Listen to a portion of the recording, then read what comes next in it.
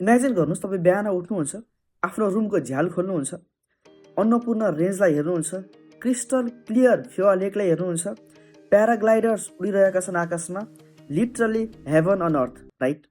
But the moment तपाईँ ढोका खोलेर बाहिर निस्किनुहुन्छ, गार्बेजको ढेरलाई देख्नुहुन्छ, जताततै माखा भन्किरहेका हुन्छन्। यो स्टोरी हो पोखराको, नेपालको वान अफ द सबैभन्दा राम्रो टुरिज्म डेस्टिनेसनको प्याराडाइज, जुन अहिले आफ्नै फोहोर मैलामा डुब्दैछ। नमस्कार, म सुनिल र म आज कुरा गर्दैछु पोखरामा किन फोहोर मैला राम्रोसँगले व्यवस्थित भइरहेको छैन र कसरी यो एउटा डम्पिङ साइट बनिरहेको छ। ट्रस्ट मी, तपाईँको समय खेर जान दिन्न। पोखरामा दैनिक दिनको 150 देखि 200 टनसम्मको फोहोर मैलाको प्रोडक्सन हुन्छ।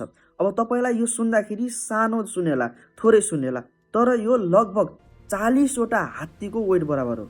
अब नर्मली त सिटिजहरूले आफ्नो गार्बेजलाई मिलाएर राख्छ नि, right? But here is the problem, पोखरासित आफ्नो गार्बेज राख्ने, फोहोर मैला राख्ने ठाउँ नै छैन। Zero, nil. पहिला जुन ठाउँमा फोहोर फ्याँकिन्थ्यो त्यो ठाउँ भरिसक्यो, ओभरफ्लो हुन थाल्यो, त्यहाँका व्यक्तिहरूले प्रोटेस्ट गर्न थाले, नयाँ साइट खोजियो, त्यहाँ पनि फेरि प्रोटेस्ट हुन थाल्यो, पोलिटिकल ड्रामा भइरहेको छ। अब के हुन्छ त? अब तपाईँ आफै सोच्नुहोस्, दिनको 200 टन जति फोहोर मैला प्रोड्युस भइरहेको छ, तर राख्ने ठाउँ नै छैन। अब त्यो फोहोर मैला कहाँ जान्छ त? स्ट्रिटमा जान्छ, चोकमा जान्छ, स्कुलको नजिकै जान्छ, फेवा लेकको छेउछाउमा जान्छ, त्यस ठाउँमा जहाँ टुरिस्टहरूले हजारौँ पैसा तिरेर घुम्न आइरहेका छन्। पोखरामा फोहोर मैलाको व्यवस्थापन राम्रोसँगले नभएको धेरै समय भइसकेको थियो, तर गएको केही हप्तादेखि यो झन् ओस्ट बनिरहेको छ। अब प्रश्न रह्यो, पोखरा जस्तो ठाउँ जुन देशको सेकेन्ड लार्जेस्ट सिटी हो, क्यापिटल सिटी अफ टुरिज्म भनिन्छ, त्यो ठाउँ, त्यो क्षेत्र यस्तो परिस्थितिमा कसरी आइपुग्यो त? यो चाहिँ एउटा पर्फेक्ट स्ट्रम हो। सबै प्रब्लमहरू एकैचोटि आएर क्र्यास भयो। पहिलो कुरा ऱ्यापिड अर्बनाइजेसन अनि पपुलेसन ग्रोथ, र गएको 10-20 वर्षदेखि पोखरा बुम भइरहेको छ। More population, more hotels, more restaurants, more shopping centres. दोस्रो नम्बरमा टुरिज्म पनि राम्रै बढिरहेको छ, जुन चाहिँ इकोनोमीको लागि राम्रै हो। तर प्रब्लम के भयो भने more tourism means way more garbage. अनि सबैभन्दा इम्पोर्टेन्ट कुरा, गार्बेजको टाइप नै चेन्ज भयो। पहिला त अर्ग्यानिक वेस्ट हुन्थ्यो, जुन खानाको जुठो हुन्थ्यो, बिग्रेको तरकारी हुन्थ्यो, जुन जनावरलाई खुवाइन्थ्यो या कम्पोस्ट बनाइन्थ्यो, सिम्पल। बट मोडर्न लाइफले के ल्यायो भने प्लास्टिक प्याकेजिङ, डिस्पोजेबल सामान, इलेक्ट्रोनिक आइटम्स। अहिले पोखराको जुन गार्बेज छ त्यसको 15 देखि 17% यही सामानहरूले भरिएको हुन्छ, जुन डिस्पोजेबल हुँदैन।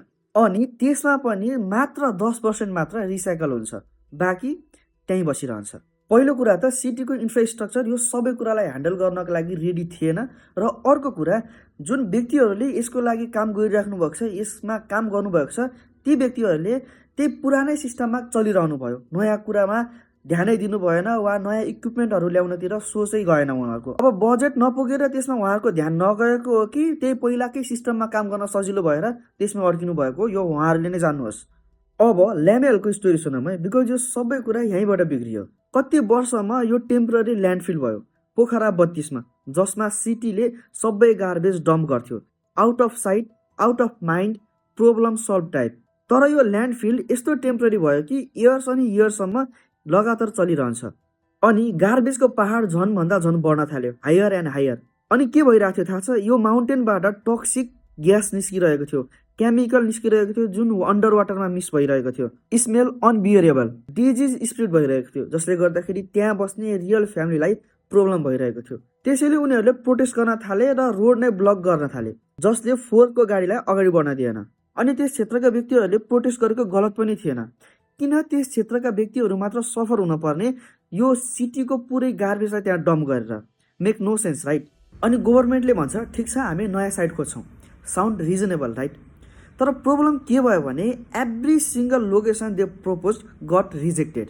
मजुवा रिजेक्टेड, झाँक्री खोला इन पोखरा 33, त्यहाँ modern waste management processing centre बनाउँछु भने त्यहाँ पनि रिजेक्टेड। म्यासिभ प्रोटेस्ट भयो, रोड ब्लक्स भयो। अनि बुझ्नुपर्ने कुरा के छ भने पोखरा सिटीलाई गार्बेज फाल्नुपर्ने ठाउँ छैन भनेर सबैलाई थाहा हुँदा पनि किन कसैले पनि आफ्नो क्षेत्रमा फोहोर फाल्न दिएका छैनन् त? किनकि गभर्मेन्टले ऱ्यान्डमली पोइन्ट आउट गरेर एउटा समूहलाई, एउटा कम्युनिटीलाई पोइन्ट आउट गरेर यहाँ फोहोर फाल्छौँ भनिरहेका छन्, without proper planning, without proper consultation, without safety plans. उनीहरूले जनतालाई एक्सप्लेन नै गर्न सकिरहेका छैनन् कि ल्यामेलको जस्तो हामीले यो डिजास्टर हुन दिँदैनौँ भनेर। अनि पब्लिकले पनि गभर्मेन्टबाट राम्रो आशा राखेकै छैन, किनकि वर्षौँदेखि लामे हिलमा जुन भएको थियो, जुन त्यो राम्रोसँगले उनीहरूले म्यानेज गर्न सकेनन्। सिटीलाई डेस्पिरेटली ल्यान्डफिल चाहिएको छ, तर कसैले पनि आफ्नो एरियामा फोहोर फाल्न दिइरहेका छैनन्, किनकि पब्लिकले गभर्मेन्टलाई विश्वास नै गर्न सकिरहेको छैन। इयर्स अनि इयर्सको यो पोलिटिकल पिङपङ अनि बिचमा गार्बेज पिलिङ अप। अनि अब असली प्रब्लम सुनौँ, किन अहिले पोखराको हरेक स्ट्रिटमा हरेक रोडमा गार्बेजको डङ्गुर लागेको छ त? पोखरामा 8वटा प्राइभेट कम्पनीहरू छन् जसले डोर टु डोर गएर गार्बेज कलेक्ट गर्छन् र ल्यान्डफिलमा गएर डम्प गर्छन्। तर जबदेखि ल्यान्डफिल बन्द भयो त्यो प्राइभेट कम्पनीका गाडीहरू आउन बन्द भयो, किनकि उनीहरूले लगेर फाल्ने ठाउँ नै छैन। अनि व्यक्तिहरूले केही दिन त आफ्नो घरभित्र आफ्नो होटेलमै राखे, तर जसरी स्मेल मार्न थाल्यो तब अति भएर उनीहरूले रोड बाहिर निकाल्न थाले। इमेजिन गर्नुहोस्, तपाईँ भोलि बिहान गाडी आएर फोहोर लिएर जान्छ भनेर बाहिर निकालेर राख्नुहुन्छ, तर हप्तौँसम्म गाडी नै आउँदैन, त्यो फोहोर त्यहाँको त्यहीँ रहिरहन्छ, जसले गर्दाखेरि इन्टायर कलेक्सन सिस्टम नै कोल्याप्स भयो, किनकि राख्ने डेस्टिनेसन नै छैन। अनि अब अर्को ट्रेजिक आइरनी सुनौँ है, पोखराको इन्टायर इकोनोमी नै टुरिज्ममा डिपेन्डेन्ट छ।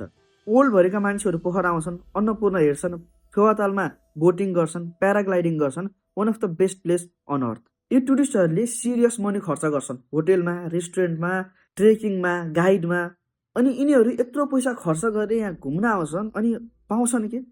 गार्बेजको पहाड, सडकमा जताततै फोहोर, प्लास्टिकको बोतल त्यतै छ, प्लास्टिक त्यस्तै छ, फ्रेस एयर छैन, स्मेल आइरहेको छ।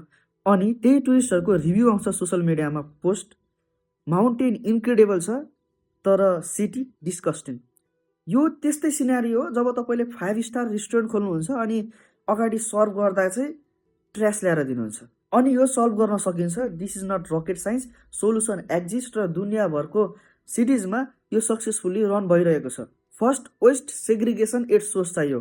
घरबाट नै मान्छेहरूले organic waste, recyclable, non recyclable वेस्टहरूलाई छुट्टा छुट्टै राख्न पर्यो। अर्ग्यानिकलाई कम्पोस्ट गर्न सकिन्छ, फर्टिलाइजर बनाउन सकिन्छ। रिसाइकेबल वेस्ट प्रोसेसिङ प्लान्टमा जान्छ र रियल ट्र्यास मात्र ल्यान्डफिलमा जान्छ, जसले गर्दाखेरि थोरै ठाउँ ओगट्छ र लामो समयसम्म त्यो ल्यान्डफिललाई युज गर्न सकिन्छ। दोस्रो भनेको प्रोपर इन्फ्रास्ट्रक्चर बनाउनुपर्छ, waste processing centre with environmental safeguards. अब यो सबै सुन्दा र प्लानिङ बनाउँदा सजिलो लाग्छ, तर यो हुनको लागि, इम्प्लिमेन्ट गर्नको लागि सबैभन्दा पहिला त गभर्मेन्टको विल चाहिन्छ, कन्सिस्टेन्ट इफोर्ट चाहिन्छ, प्रपर फन्डिङ चाहिन्छ र कम्युनिटीको सपोर्ट चाहिन्छ। यत्रो लामो समयदेखि पोखरामा फोहोर राख्ने ठाउँ नभएर समस्या चलिरहेको छ, सबैलाई थाहा छ, त्यहाँका जनतालाई, त्यहाँका नेतालाई। तर यो किन भइरहेको छैन त? यसलाई किन व्यवस्थित बनाएको छैन त? किनकि यहाँ सबैले काम गर्न छोडेर एकअर्कालाई औँला देखाउनमा उत्रिएका छन्। पोलिटिकल भन्छन् ब्युरोक्राट्सले राम्रो काम गर्न ढिलो गरिरहेका छन्, अनि ब्युरोक्राट्स भन्छ हामीलाई गभर्मेन्टले फन्डिङ नै दिएको छैन, प्रोपर फन्डिङ दिएको छैन। अनि गभर्मेन्टले पब्लिकलाई पोइन्ट आउट गर्दै भन्छ तिमीहरूले हामीलाई ल्यान्डफिल नै दिएन भनेर। अनि फेरि अर्को पब्लिक आएर भन्छ यसले गभर्मेन्टले हाम्रो बारेमा सोचेन, हामीलाई हेरेन भन्दै।